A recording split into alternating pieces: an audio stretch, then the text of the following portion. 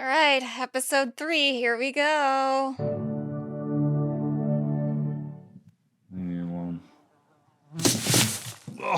Get up! Quit it. Get out of this house.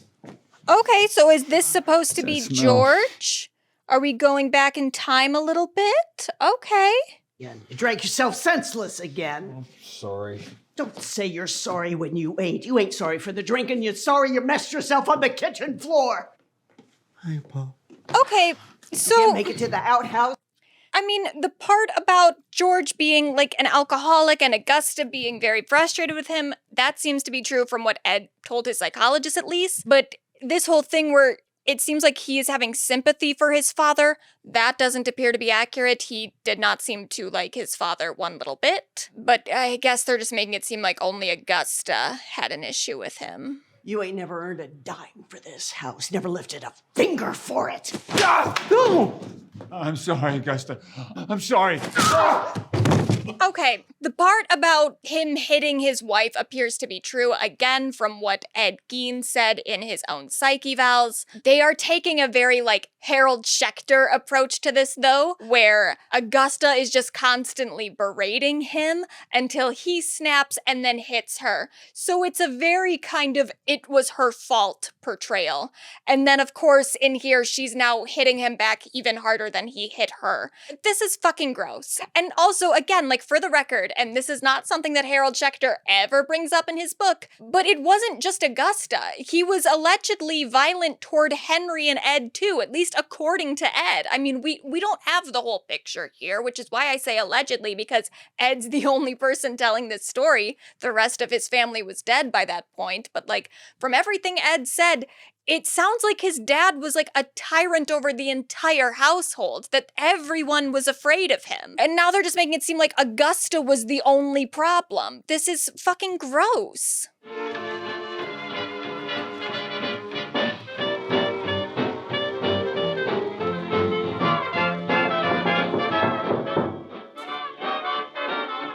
It's the sheriff.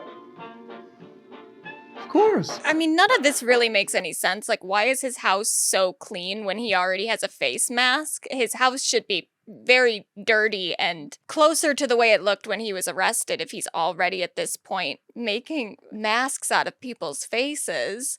Also, while he did admit to putting the masks on occasion, this whole thing about him dancing around in them, there is no primary source evidence for that. According to Ed, even when he put the masks on, he didn't leave them on for very long because he had other things to do.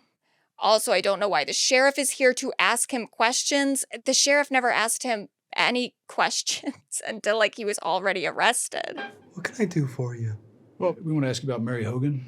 They never Yeah, asked him I've about seen Mary Hogan. He was never questioned about Mary Hogan, until another body was found in his house. So you weren't at the bar last night? No, I was here with Mother. This is the whole thing that doesn't make sense of how he's telling people that his mother is still alive. Pretty much everyone in town would have known that she's already dead. It's a very small town. They know who's alive and who's not. How could he even tell all these people that his mother is still in his house? She died at a hospital. She was pronounced dead. There was a funeral. There was an obituary in the newspaper. Would you like to talk to Mother? I could wake her. She'll tell you the same. No, don't wake her. She ain't been well, has she? Oh, it's day to day with her now. What? Augusta Gein is dead and everyone knows it. She was pronounced dead. What are we doing? Is Mary in trouble? We think somebody shot her last night, Ed. No. We know she was a friend of yours. Not really. Mary. Not Sorry to really. have to break the news. She had a past, in Chicago. Shady element she might have still been involved with. Yeah, that's what we're thinking. And that part is kind of true. They didn't ever question Ed on it. But in general, when it comes to Mary Hogan's murder, people were somewhat motivated to find who killed her because there were some other robberies, armed robberies in the area that were freaking people out. So there was an element of danger in the community itself and people wanted to find that killer. But ultimately, yeah, I mean, Mary Hogan's murder wasn't investigated to the full extent that it could have been because there was an idea of she has a past, a really mysterious past, and who knows who could have done it? It could have been anyone, especially because there were already suspicions about her past in Chicago. So yeah, that part is kind of true, that there were a lot of people that just kind of waved it off as like, well, I guess we'll never know what happened to Mary because anything could have happened to Mary. Thought I recognized that truck out there. I thought I'd never see you again. I just got a little spooked, Ed. I was scared. It was my fault. I really thought I'd lost you there for a minute. No, it's gonna be a lot harder than that to get rid of me. Oh, look. Who's she? You have to be kidding. Christine Stop. Jorgensen. Stop. This whole thing about he was following the Christine Jorgensen case, there's no evidence for it whatsoever. People have said that there were news articles about Christine Jorgensen found in his house when he was, after he was arrested, and police and journalists went through his house. There is no primary source evidence of that whatsoever. Like, journalists went into his house and they took notes of the things that they saw. They mentioned news articles about, like, other disappearances and shit like that Ed had clipped out. None of them mention anything about Christine Jorgensen. That is an element that gets added to the story years later. There is no evidence that Ed Gein even knew who Christine Jorgensen was. This is so fucked up and so gross. Now look at this. And who's that? It's the same person. Wait, he dresses up like a lady. No, they call it a transsexual. He went to Denmark and they cut off his genitals and they gave him full breasts. I got an idea. And also, like, at no point did Ed ever indicate to anyone, any sort of professional, whether it was the police or his psychiatrist, that he ever wanted to change genders. That is completely made up. The only thing, the most that he said when his police were interrogating him, and keep in mind as well that his psychologist later reported him to be extremely suggestible and someone who would just kind of agree with whatever anyone said to him. In the police interrogations, they keep trying to, like, get him to admit to some sort of, like, gender issue because it was the 50s and everyone was obsessed with Freudian psychology. So that is, like, the thing that everyone was kind of basing his profile as a criminal off of is Freudian psychology. And also, people were aware of Christine Jorgensen. She was, like, the first publicly known person to transition in America, at least. I mean, she went to Denmark to do it, but she was the first publicly known American to undergo that operation.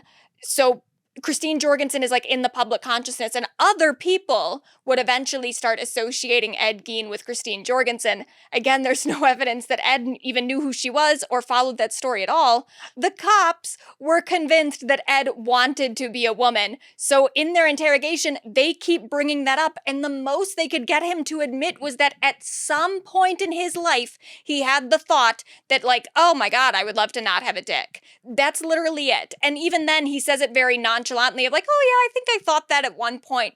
He doesn't linger on it. He's like, oh my god, I hated having a penis. I wish I had a vagina instead. It's so stupid. He only, like, dug up freshly buried people. They wouldn't have looked that decomposed already. Thank you, sir. I've never had wine before. It's because you look like a child. Abby, is this a graveyard? It's like, how much more can they really implicate Adeline Watkins in this bullshit? She's a real person. She was. This is fucked up. I wanted to take you someplace special so that I could ask you something. Is he gonna Now, propose to her? You know when you asked me what I wanted out of my life? Well, I think I know now. Will you marry me? I don't know what to say. Yes. Oh my god, they're really making it like Adeline is his shaking. fiance. Even in the article where she got labeled his fiance, if you actually read the article, they say that he proposed to her and she turned him down. So, like, they're fully just making up their own story at this point. And it's a story that's very weird. It's a weird thing to do to a real person. I can't believe this. They're depicting Adeline Watkins having sex in a cemetery with a man that she very adamantly said she did not seriously date. Sorry. What happened? I just can't, fornicate. Because Mother always says you shouldn't fornicate unless you're trying to make a little one. And I'm just real worried about being a father is all, because, us going at it like we were. You're nervous to have children because, like most men who don't have big families, you've never been around them. Well, his I have mother an idea. did have a big family, so. Hello. Hi, Mrs. Heller. This is Eddie. Have you babysat before? No, I wouldn't say babysat, but I do get along with kids. I think on account of sometimes I feel like I still am one. I like doing things that kids like to do, like chasing things through the woods and digging things up and whatnot. So you're young at heart. I mean, that was something that was said about Ed, that he got along with children and seemed to connect with children more than he connected with other adults. So that part is true. Well, look, Frank Jr. and Enid, they love their babysitter, Miss Evelyn. They cry when she leaves. But like Okay. Adeline might have told you, she's been in the hospital with polio. Oh, no. Oh, they think she'll pull through. She won't be paralyzed. So Evelyn Hartley did not have polio that I'm aware of. I mean, I didn't look into her life that much. I mostly just looked into the stuff about her disappearance, but I feel like if she had polio, that would have come up at some point. This is a really weird thing to make up about somebody. Like, this is just strange. It's like, you could have just made a different story. You didn't have to do a true crime story. You could have just maybe taken elements from this case that you found interesting and then just gave characters different names. Not set it in Plainfield, There were options. You didn't have to do this. You didn't have to make up that a real person had polio. But she is going to walk with a cane. She didn't have a cane. She just didn't have a cane. This is so weird. There's trouble getting around now. I actually have to carry her. Well, Mrs. Heller, I can vouch for Eddie. He's definitely your man. And he's cheap, too. And yet again, Makes too, sense this is a lesser thing, but they continue to implicate Adeline Watkins in things. Yes, Ed did babysit for some people in his own town. Evelyn lived in La Crosse. It wasn't that close to Plainfield. Why would he have even been trying to take a babysitting job in La Crosse when he lived in Plainfield? It doesn't make any fucking sense. But also, this idea that Adeline is the one getting him these babysitting gigs, why? Which one of you is Enid? See, that was a joke, because Enid's a girl's name, so it'd have to be yours. Yeah, again, Ed never babysat the kids that Evelyn Hartley babysat. He babysat children in the town that he lived in. Where are you taking us? Someplace that dummy Miss Evelyn won't ever gonna take you. Prepare to be dazzled. What is it? Bone. What kind of bone? Finger bone. No, it isn't. You follow the finger, all right? So Don't there let is it like out of your- some truth to this, just in the fact that there were a few kids that were invited into his house. Like, those are really the only people that ever went into his house before his arrest and saw some of the stuff that he had made. Like, he showed them some shrunken heads and stuff. Again, these children specifically, not a part of the story at all. It was just like local kids in Plainfield. And then they would tell adults about it. They'd be like, oh, we went to Ed Gein's house and he showed us shrunken heads, and then their parents like wouldn't really believe them. I just took him to my house for a magic show. What's the big deal? It was scary. He had a mask on and he pulled his head off. Oh, so now it's scary. Come on into the house. Is it him? Is it him? Yes! This never happened. I guess here's our polio-afflicted Evelyn, played by the Queen of Pop, Addison Rae. It just, like, why give her polio? what narrative function does that serve? You followed me last night, too. You took my job. What? I'm just a babysitter. That's what I mean. That was my job, helping me with my family plans. Yeah, it's very weird, too, that they're giving Ed a motive for killing her when it's like, that's not even true, though. He didn't babysit the same kids that Evelyn Hartley did. They lived in different towns. Oh, boy, did I miss you. Oh. And also, I'm pretty sure the kid that Evelyn was babysitting the night she disappeared, it wasn't actual kids. It was like an infant. It was a baby, which is part of, the mystery behind her disappearance, is that the only other thing there that could have witnessed it was a baby.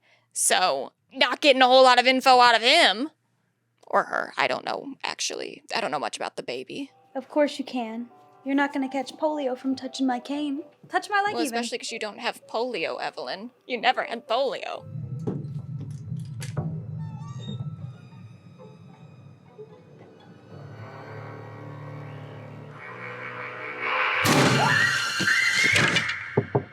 right, so to explain here, Evelyn Hartley was a 15-year-old girl who went missing in 1953 when she was babysitting a baby. She was taken from the house. There was some blood left at the scene. It appears that when she was taken, she might have still been alive. It's hard to really say. There wasn't as much blood at the scene for that disappearance as there was for like Mary Hogan's and Bernice Warden's, the people that we know Ed killed. So it's very possible that Evelyn was still alive when she was taken, but we really don't know. Whether or not Ed was the one to take her, we also don't know. I think the likelihood is like slight. I said in my very first video before I even watched the show that I think it's maybe like 30 to 40%, probably more toward the 30% range. Really, the reasons we have for thinking that Ed did it is, number one, he was in La Crosse at the time that she disappeared. He was visiting his aunt who lived just a few blocks away from where Evelyn was taken. So he was in the area that night. And then two, there were some vulvas found in his house, 2 specific vulvas that were estimated to be from 15-year-old girls. So people will sometimes say that there was no trace of Evelyn found in the house. They didn't have a way of identifying each body part to individual women other than, some faces that just looked like those women. If you knew who those women were, you could look at the face and be like, oh, that's Mary Hogan. But other than that, we haven't matched every body part found in Ed's house to a person. So one of those vulvas very well could have belonged to Evelyn, but we just don't know. There is also reason to think that Ed didn't do it. For instance, one person who was around the scene at the time said that they saw a young woman with 2 men in a car, and the woman looked kind of out of it. We don't know that that was Evelyn, but it could have been. And there was some other stuff that came out later in the early 2000s, and I don't know if this stuff was ever really verified, so I don't even know if this is true, but there was some audio recording of 2 guys confessing to it in a bar. It just happened to be someone was recording a band or something, and they happened to catch 2 guys talking about the Evelyn Hartley case in the background. I've never heard that audio recording. I don't know if anyone has. I don't know if it's ever been made public. But I guess those 2 men implicated themselves in that recording. I don't know of the legitimacy of that, though. But there is reason to believe that there might have been multiple people involved in this crime. And so if we're assuming that Ed Gein was a solo actor, then it wouldn't really make sense for him to have been one of the culprits in this. But also, again, from the Mary Hogan stuff, there's maybe some reason to believe that he might have had an accomplice at some point. So I don't know, maybe even if there were multiple people involved, maybe one of those people was Ed Gein. I don't know. There also were some clothing items found on a highway that were believed to be connected to the case. There was some blood on one of the items that was believed to be Evelyn's blood, but because this was the 50s, they didn't actually have a way of DNA testing it and connecting it to Evelyn specifically. It was just the same blood type that Evelyn was. So that's why people think that it was Evelyn's blood, but we don't know for sure, and we don't know that those other clothing items were specifically connected to the case. One of those clothing items, there was a jacket that did fit Ed, but then there were also some shoes that did not fit him, and those shoes were believed to have been worn by the person involved. I don't find that super convincing as evidence because there were a lot of clothing items found in Ed's house when he was arrested that didn't seem to belong to him, so him having clothing items with him that also didn't belong to him. I think it's kind of silly to find that as the reason that he didn't take Evelyn is well, the shoe didn't fit. It's just some weird Cinderella logic that there are definitely ways around. Really, we're just never gonna know because honestly, the police just didn't fully investigate Ed's crimes for a multitude of reasons. But so this is just something that is always gonna be kind of up in the air. We don't know if Ed Gein killed Evelyn Hartley. I think, again, that the likelihood is small, but it is a possibility.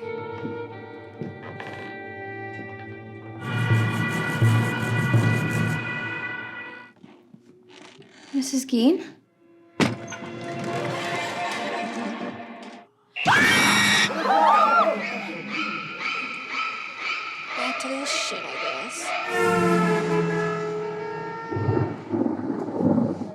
She needs me. Okay. Anthony Perkins getting head in the movie theater, watching himself. Pretty far out. Giving Norman Bates head while he watches Norman Bates. There's not gonna be any more us. At the moment you walk out that door, it's over. You get it? What are you talking about? I brought you up here to tell you that I've been seeing a woman. And were you aroused when you touched her breast? I was aroused, yes, but also I was relieved. It's been a long road, as you know, so I felt relieved, too. Maybe I wasn't a monster anymore.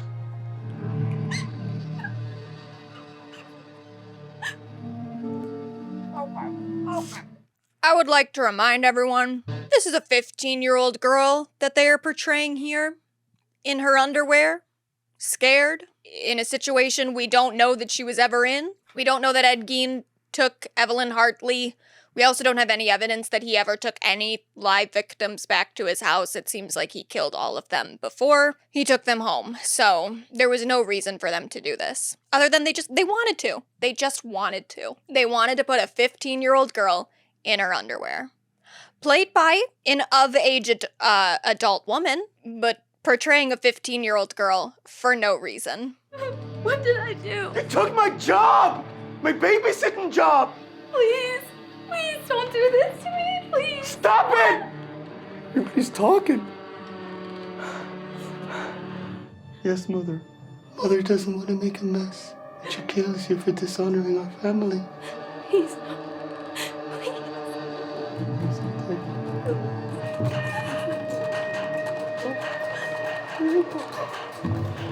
I get that they're trying to do like a Texas Chainsaw Massacre thing. Like, I get it. I get the reference. But that scene in Texas Chainsaw Massacre isn't based on anything that Ed Gein did. There was also no body found in his house that was that whole. Like this woman that he's trying to pass off as his mother. None of this is real. Yep, there's the scene.